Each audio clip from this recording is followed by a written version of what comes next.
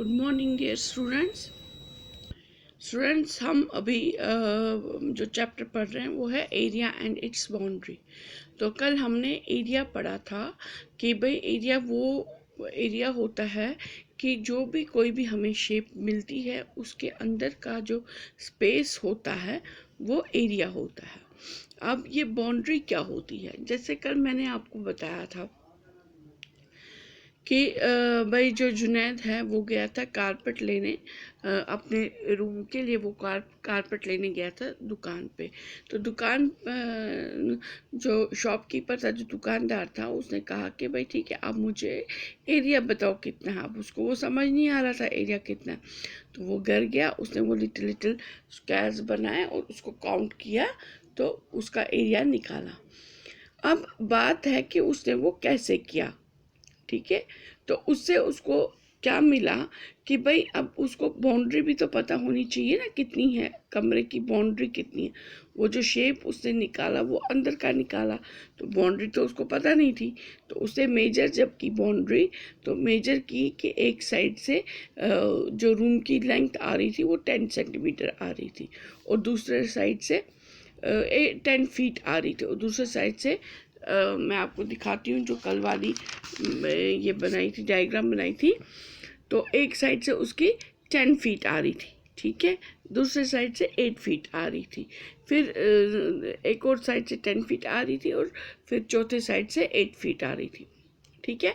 तो ये जो उसने ये रूम का मेजरमेंट देखा, जो ये आउटर स्पेस, जो आउटर ये जो लाइन बन रही थी, ये आउटर लाइन, ये वाली आउटर लाइन जो बन रही थी, ये जो डिस्टेंस थी, ये बाउंड्री थी। तो इसको कहते हैं हम पेरीमीटर। क्या कहते हैं? पेरीमीटर। एरिया किसको कहते हैं? इस पेरीमीटर के अंदर जो ये स्पेस है उसको एरिया कहते हैं। और जो इस एरिया को, इस शेप को जो बाउंड्री मिलती है, जो एक बाउंड्री होती है, तो उसको हम क्या कहते हैं? पेरीमीटर कहते हैं। क्या कहते हैं? पेरीमीटर। तो अब हमने जैसे देखा कि भाई what is a perimeter, the distance और boundary around the shape is called perimeter. तो अब कोई भी शेप अगर हमारे पास हो, चलो यहाँ पर तो हमारे पास रेक्टेंगल है, अगर हमारे पास मान लो ये एक पेंसिल है, ठीक है, ये पेंसिल है, तो इसका ये जो इसका शेप सिलेंड्रिकल है, लंबा है, तो इसका ये जो यहाँ से लेकर यहाँ तक जो इसका ये बाहर का हिस्सा बन रहा है, ये इसकी बाउंड्री है। और जो इसके अंदर वाला हिस्सा बन रहा है, इस पेंसिल के अंदर वाला जो हिस्सा है, बाहर जो इसका ये हिस्सा है, ये कवर जिस पे चढ़ा है, ये सारी इसकी बाउंड्री है। और अंदर वाला जो हिस्सा है, ये अंदर जहाँ से ये लेड निकलती है, सारा निकलता है, ये सारा ये इसका एरिया है, ठीक है। जैसे ये स्केल है, तो ये जो है, ये बाहर का एरिया जो है इसका, ये वाला हिस्सा जो है इसका, ये इसका पेरीमीटर है। क्या है? पेरीमीटर, क्योंकि ये इसकी बाउंड्री बन रही है। अगर हम ये रूलर देखें तो इसकी ये बाउंड्री बन रही है, ठीक है। और ये अंदर वाला जो हिस्सा है, ये स्पेस है, ये इसका एरिया बन रहा है। तो अब हमें क्या समझ में आया? अब जैसे ये टैब है, ठीक है, ये टैब की जो अगर हम ये साइड से देखें, इधर से देखें, तो ये इसका जो है, ये इसका बाहर वाला जो ये लाइन है इसकी, जिसके अंदर ये बंद है, ये इसकी बाउंड्री है, ये इसका डिस्टेंस है, ये इसकी लेंथ और ब्रेड्थ है इसकी, ठीक है। एक शेप की बाउंड्री है, ये जो ये टैब है इसकी बाउंड्री है, ये इसकी ये चारों तरफ इसकी बाउंड्री है। और जो अंदर, इसके अंदर जो स्पेस है वो इसका एरिया है, ठीक है। तो अब जो भी स्पेस इस वर्ल्ड में जो इसकी भी बाउंड्री लगी होती है, उसके अंदर जो जगह होती है उसको वो उसका एरिया होता है। और जो बाउंड्री होती है वो उसका डिस्टेंस होता है कि हाँ वो कितनी डिस्टेंस है या वो कितनी बाउंड्री है। तो वो जो बाहर की जो बाउंड्री होती है वो सारा या डिस्टेंस होती है, इस यहाँ से अगर हम स्टार्ट करें और यहाँ तक, तो वो डिस्टेंस या बाउंड्री वो पेरीमीटर होता है। अगर हम इस डिस्टेंस को एक पॉइंट से शुरू करेंगे, एक एंड से शुरू करेंगे कोई भी शेप का एक एंड से शुरू करेंगे और फिर दूसरे एंड तक, फिर वापस वो सारा घूम के फिर उस एंड तक पहुंचेंगे, तो वो उसका होता है टोटल पेरीमीटर। कि वो एरिया कवर, उसके अंदर जो वो शेप कवर हो रही है, उसके इर्द गिर्द का जो डिस्टेंस है, इसके इर्द गिर्द की जो बाउंड्री है, वही होती है पेरीमीटर। जैसे कि अभी यहाँ पर मैंने ये एग्जांपल दी है, ये एक रेक्टेंगल बनाया हुआ है, ठीक है बच्चों। तो जैसे अभी हमने इसका जो देखा, इसके जो यूनिट्स देखे, इसके जो मेजरमेंट देखे, वो है 10 सेंटीमीटर, 8 सेंटीमीटर, 8 सेंटीमीटर, 10 सेंटीमीटर, ठीक है। तो इसके अपोजिट साइड्स इक्वल हैं, ठीक है। तो ये एक रेक्टेंगल है, क्योंकि एक तो स्क्वायर शेप में है, ठीक है। 4 एंगल्स है इसके, 4 साइड्स हैं इसके, और अपोजिट 2 साइड्स इक्वल हैं, ठीक है। 4 साइड्स इक्वल नहीं है, अपोजिट 2 साइड्स इक्वल हैं।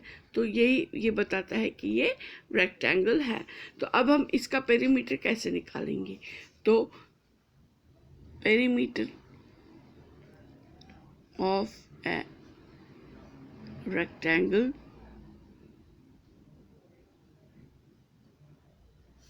is equal to sum of all sides। वो हो गया 10 + 8 + 10 + 8, ठीक है बच्चों। तो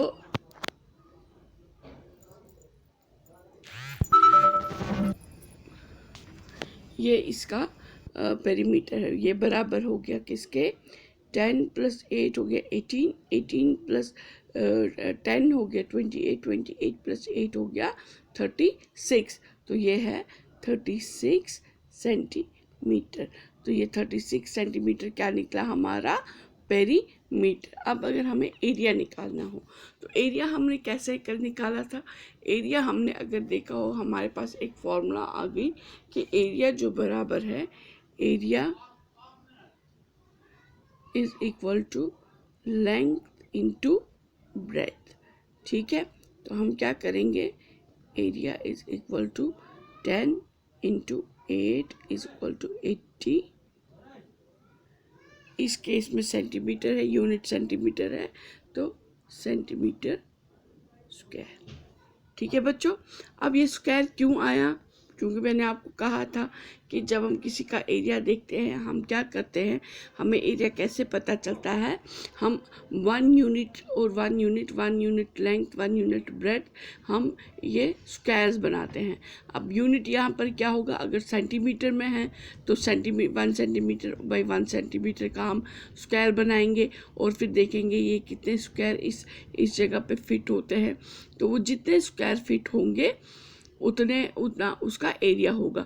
अब अगर हम इसमें स्क्वायर्स बनाएंगे, जैसे कि हमने कल वाली डायग्राम में देखा था, इसका भी जो मेजरमेंट था वो था 10 फीट बाई 8 फीट, इसका ये मेजरमेंट था। फिर हमने इसमें ये छोटे छोटे स्क्वायर्स हमने बनाए, ठीक है। ये स्क्वायर्स बनाए हमने, और जब हमने इनको काउंट किया तो ये 80 स्क्वायर्स थे। क्या थे? 80 स्क्वायर्स। तो 80 स्क्वायर्स, और उससे हमें पता चला कि अगर हम ये 80 स्क्वायर्स है, तो हम इसमें सिंपली क्या कर सकते हैं, इसकी लेंथ और इसकी जो विड्थ है या ब्रेड्थ है, उसको आपस में मल्टीप्लाई कर सकते हैं। वो हमें बराबर आएगा जितने की स्क्वायर्स इस शेप में अंदर आएंगे, इस स्पेस में अंदर जितने स्क्वायर आएंगे वो बराबर होंगे लेंथ इंटू ब्रेड के। अगर लेंथ और ब्रेड को हम मल्टीप्लाई करेंगे वो उसी के बराबर आएंगे, ठीक है। तो इसलिए हमने वही फॉर्मूला अपनाया और हमें वो 80 सेंटीमीटर स्क्वायर निकला, ठीक है बच्चों। तो अब यूनिट हमने वो देखा, यूनिट हमने कल पढ़ा था। यूनिट क्या होता है? यूनिट होता है जो हम इसके साथ जो मेजरमेंट का हम वो कितना उसकी लेंथ है, मतलब वो कितनी लंबी है, जो जितनी उसकी लंबाई होगी वो किस में हम मेजर करते हैं? वो हम मेजर करते हैं या मिलीमीटर में या सेंटीमीटर में, मीटर में, किलोमीटर में, फीट में, इंचेस में, माइल्स में। ठीक है, ये सब इसके यूनिट्स हैं, ये सब मेजरमेंट के यूनिट्स। हम हमें जब वो देखना होता है, हम जब छोटी डायग्राम्स वगैरह होती हैं जो हम कॉपी पे बना सकते हैं, वो ज़्यादातर मिलीमीटर और सेंटीमीटर में होती है। या कोई छोटी चीज़ का अगर हम मेजर करें, वो मिलीमीटर और सेंटीमीटर में होती है। और जो बड़ी बड़ी चीज़ें होती हैं जैसे कपड़ा वगैरह होता है, वो हम मेजर करते हैं किसमें, मीटर में। और जो सड़कें वगैरह होती हैं वो हम मेजर किस में करते हैं, रोड्स होते हैं वो हम मेजर करते हैं ज़्यादातर माइल्स में या किलोमीटर्स में। ठीक है बच्चों। और कोई हाइट वगैरह अगर हम देखते हैं या रूम का हम मेजरमेंट करते हैं, रूम की बाउंड्री देखते हैं कितनी है, या किसी ज़मीन का हमें अगर ज़मीन लेनी हो, फिर उसका जो देखते हैं कि हमें इसका ये कितनी, इसकी बाउंड्री कितनी है, इसके साइड्स कितने हैं, ज़मीन के साइड्स का मेजरमेंट कितना है, तो वो हम ज़्यादातर फीट में देखते हैं, है ना, फुट में, जिसमें कि एक फुट में 12 इंचेस होते हैं। तो ये हम ऐसे ये देखते हैं। तो फिर इसी, जब हमें ये सारा कुछ पता हो, साइड्स पता हो, उसके यूनिट्स पता हो कि सेंटीमीटर है, मिलीमीटर है, इंच है, फुट है, फीट है, मीटर है, माइल्स है, किलोमीटर है, तो उसी के हिसाब से फिर एरिया भी निकलता है।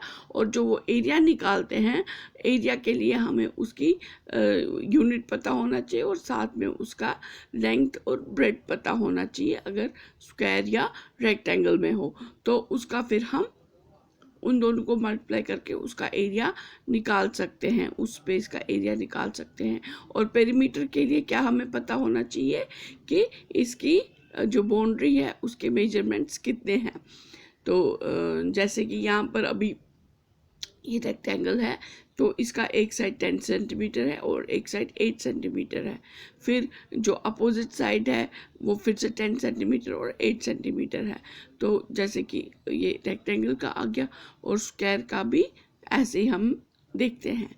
ठीक है बच्चों, तो ऐसे ये कैलकुलेट करते हैं। फिर पेरीमीटर कैलकुलेट क्या करते हैं, सारे साइड्स को प्लस करके। और एरिया में हम क्या करते हैं, लेंथ, और in case of square and rectangle, length और ब्रेड को मल्टीप्लाई करके जितने वहाँ पर वो आंसर आता है, वो उतना ही स्क्वायर में उसका, उतने यूनिट स्क्वायर उसका आंसर होता है, उतने स्क्वायर यूनिट वो उतना एरिया उसका होता है। तो इस तरीके से फिर जब जुनैद को अपना जो जुनैद ने जो रूम लिया था, ये वाला रूम लिया था जुनैद ने, और जुनैद को जब इसका एरिया भी पता चला, इसकी बाउंड्री भी पता चली कितनी है, इसके साइड्स कितने हैं, और इसका कारपेट एरिया भी पता चला, तो वो शॉपकीपर के पास गया और शॉपकीपर को बोला, भाई जो मेरे रूम का एरिया है वो है 80 स्क्वायर फीट और 80 स्क्वायर फीट, और जो उसकी बाउंड्री है वो है 10 फीट बाय 8 फीट। ठीक है, तो इस तरीके से फिर उसी हिसाब से कारपेट वाले ने वो कारपेट काटा और वहाँ पर वो कारपेट उसने लाया और बिछा दिया, और वो उसके कमरे में बिल्कुल कवर हो गया। ठीक है बच्चों, तो अब हम इसके आगे इसकी एक्सरसाइज करेंगे। हम कुछ क्वेश्चंस लेंगे जिसमें हमें एरिया और पेरीमीटर निकालना होगा। ठीक है, तो वो हम नेक्स्ट वीडियो से स्टार्ट करेंगे। तो आज के लिए इतना ही। आज के लिए हमने सीखा कि भाई कल लास्ट वीडियो में हमने सीखा था एरिया क्या होता है। एरिया होता है वो स्पेस जो शेप के अंदर हो। Area is the space inside of A shape. और बाउंड्री क्या होती है, बाउंड्री होती है द डिस्टेंस, पेरीमीटर क्या होता है, पेरीमीटर होता है द डिस्टेंस और boundary around the shape is called perimeter. तो मुझे उम्मीद है आप लोगों को समझ आ गया होगा एरिया और पेरीमीटर क्या होता है। ये दोनों अलग अलग चीज़ें हैं और इनको कैसे कैलकुलेट करते हैं, इनको कैसे देखते हैं, इनको कैसे मेजर करते हैं, इनको कैलकुलेशन कैसे करते हैं। तो पेरीमीटर की कैलकुलेशन करते हैं सम ऑफ ऑल साइड्स। पेरीमीटर होता है सम ऑफ ऑल साइड्स। तो और एरिया होता है साइड्स के मल्टीप्लिकेशन जो हम करेंगे साइड्स का, लेंथ इंटू ब्रेथ होता है एरिया, ठीक है। लेंथ इंटू ब्रेथ वो किसी इसका एरिया होता है, किसी भी स्क्वायर या रेक्टेंगल चीज़ का एरिया होता है लेंथ इंटू ब्रेथ, ठीक है बच्चों। तो आज के लिए इतना ही। Okay bye, take care, stay home, stay safe.